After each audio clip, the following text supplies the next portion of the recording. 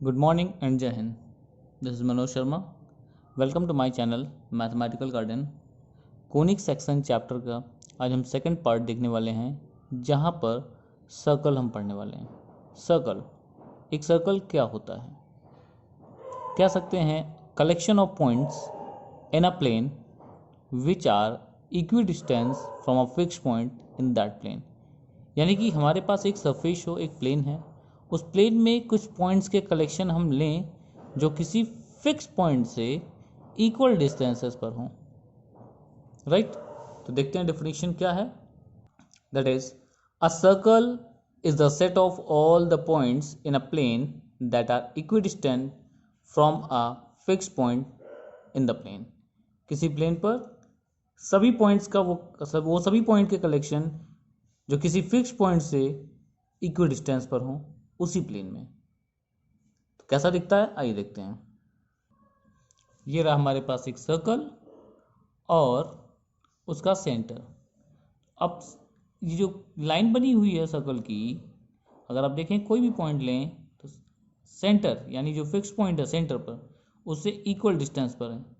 P1 P2 कोई भी point लें इस सर्कल पर तो सेंटर से इक्वल डिस्टेंस पर है। कोनिक सेक्शन का पहला हमारा पार्ट यही है जो हमें पढ़ना है। अब एक सर्कल की इक्वेशन क्या होती है? एक सर्कल की इक्वेशन क्या होती है?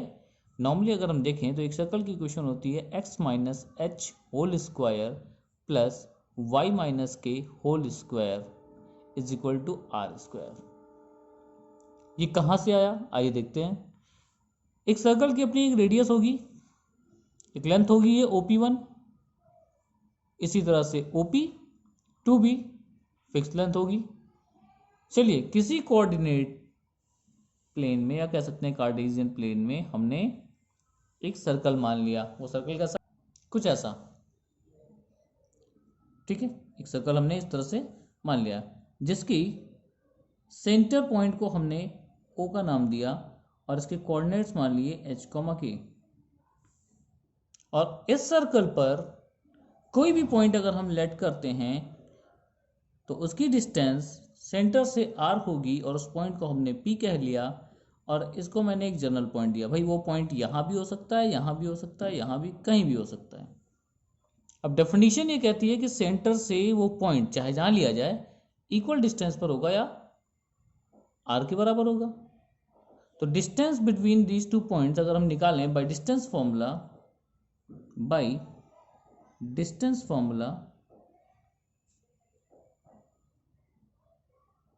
क्या मिलेगा?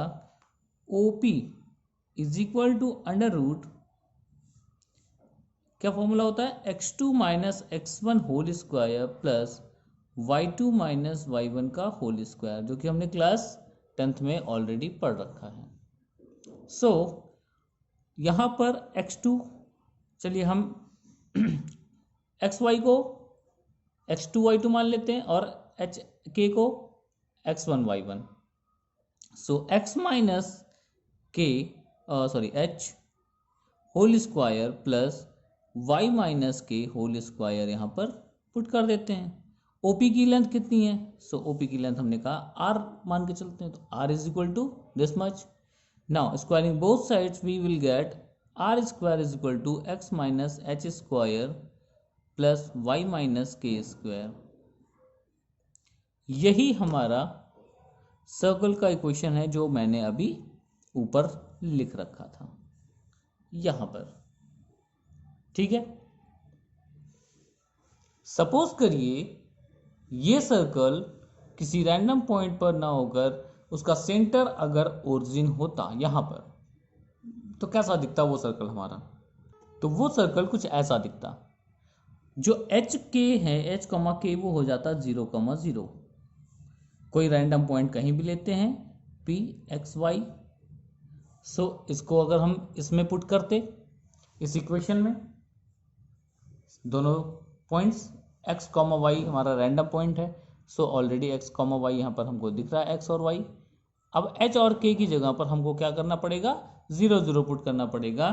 सो कंडीशन ये है, if centre of the circle is at origin, then r square is equal to x minus 0 whole square plus y minus 0 whole square, that is r square is equal to x square plus Y square. तब हमारा relation कुछ ऐसा दिखता, right तब ये relation कुछ इस तरह से नजर आता। इसका मतलब सेंटर अब पर अगर ओरिजिन पर हमारा सेंटर है, so R square is equal to x square plus Y square हम सीधे यूज कर सकते हैं। कोनिक सेक्शन में सर्कल टॉपिक में सिर्फ इतनी सी बातें हमें जाननी है, इक्वेशन। अब बातें हैं कि किस तरह के क्वेश्चन यहाँ पर हमको देखने को मिलेंगे, किस तरह के क्वेश्चन हमसे पूछे जाएंगे। एक्सरसाइज 11.1 अगर आप पहला क्वेश्चन देखें एनसीईआरटी में पेज नंबर 241 पर, तो क्या कह रहा है, in each of the exercise find the equation of the circle with, मतलब आपको कुछ इंफॉर्मेशन दी गई है। जैसे क्या इंफॉर्मेशन दी गई है, सेंटर आपको दिया गया है 0,2 और रेडियस बता दी गई है 2 मतलब 2 यूनिट्स है ना। अब इसके लिए इक्वेशन चाहिए, तो सेंटर हमारा ओरिजिन तो है नहीं, 0,2 सम अदर पॉइंट, यानी कि कह सकते हैं 0,2 यहाँ पर कहीं आएगा अगर हम कोऑर्डिनेट में देखें, है ना, सॉरी 0,2 यहाँ पर है ना। तो अब इसके लिए कह रहा है जो भी हमारे पॉइंट्स हैं इससे क्या मिल रहा है कि h, k की वैल्यू है 0,2, यानी h is equal to 0 and k is equal to 2। Similarly r की वैल्यू हमारे पास क्या है 2। इक्वेशन हमारे पास होता ही है, we know that r square is equal to x minus H square plus Y minus के स्क्वायर।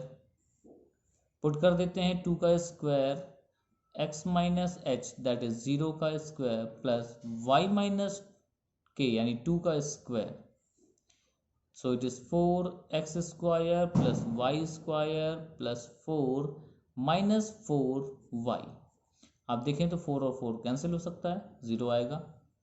नेक्स्ट थोड़ा सा इसको सब कुछ एलएचएस में लिखते हैं तो कैसा दिखेगा, x square plus Y square minus 4y is equal to 0 and this is the equation of the circle that we have in question first, कि सेंटर 0,2 पर है और रेडियस 2 यूनिट्स है। तो दिस इज द आंसर। अब first exercise यानी question number 1 to 5 में आप इस तरह से कर सकते हैं, h, k की वैल्यू रखकर और रेडियस की वैल्यू रखकर, और कुछ नहीं दिया। कभी कभी हमें क्वेश्चन देता है कि इक्वेशन हमारी ये है किसी सर्कल के लिए, आप उसका सेंटर बता दें, उसकी रेडियस बता दें। जैसे आप अगर अपने एनसीईआरटी एक्सरसाइज 11.1 में देखेंगे तो क्वेश्चन नंबर 6 to 9 इसी जैसा है, जिसमें से क्वेश्चन नंबर 7 हम यहां करते हैं। क्वेश्चन 7 इक्वेशन क्या है, x square plus Y square minus 4x minus 8y minus 45 is equal to 0। कह रहा है कि ये इक्वेशन है सर्कल की। अब आप बताइए कि रेडियस क्या होगा और सेंटर पॉइंट क्या होंगे, यानी कोऑर्डिनेट ऑफ द सेंटर क्या होंगे। अब आपको क्या करना चाहिए, आपको इस इक्वेशन को x minus H square plus Y minus के square is equal to R square के फॉर्म में बना देना है बस। कैसे बनेगा, फिल्टर करते हैं थोड़ी चीज़ें। X square minus 4x plus Y square minus 8y is equal to 45। Now अब आप यहाँ पर देख पा रहे हैं x square minus 4x, x square minus 2ab ऐसा दिख रहा है। तो यहाँ पर क्या होना चाहिए, बी स्क्वायर क्या होना चाहिए। आप अगर इसको थोड़ा सा ब्रेक करेंगे आपको खुद दिख जाएगा कि x square minus 2 into A is x, into 2 करेंगे तभी 4 बनेगा, तो 2 यानी 2ab, B is what 2 plus 2 का स्क्वायर 4, इतना ऐड करना पड़ेगा आपको। उतनी ही चीज़ें आप क्या करें, RHS में ऐड कर दें बैलेंस करने के लिए। Now plus Y square minus 2 into y into 4, तब जाकर कंप्लीट होगा। तो 4 का स्क्वायर प्लस 16 आपको यहाँ ऐड करना है, प्लस 16 यहाँ। इट मीन्स बी स्क्वायर को आपको आइडेंटिफाई करके 2ab के टर्म से लिखना है। दोनों साइड ऐड कर दीजिए उतना, इक्वेशन बैलेंस भी होगी और आपका काम भी बन जाएगा। सो इतना देखिए और उसके बाद अलग इतना, तो क्या बन रहा है, x square minus 2x2 plus 4 यानी a स्क्वायर minus 2ab plus b square. So it will become x minus 2 का whole square plus y minus 4 का होल स्क्वायर, ये बन गया, इज इक्वल टू, यहाँ पर देखिए क्या बना, तो 6 प्लस 4 10 प्लस 5 15, 1 प्लस 4 5 प्लस 1 6 65। अब यहाँ पर r का स्क्वायर होना चाहिए, देखो हमारे रिलेशन में कैसा है, r का स्क्वायर होना चाहिए।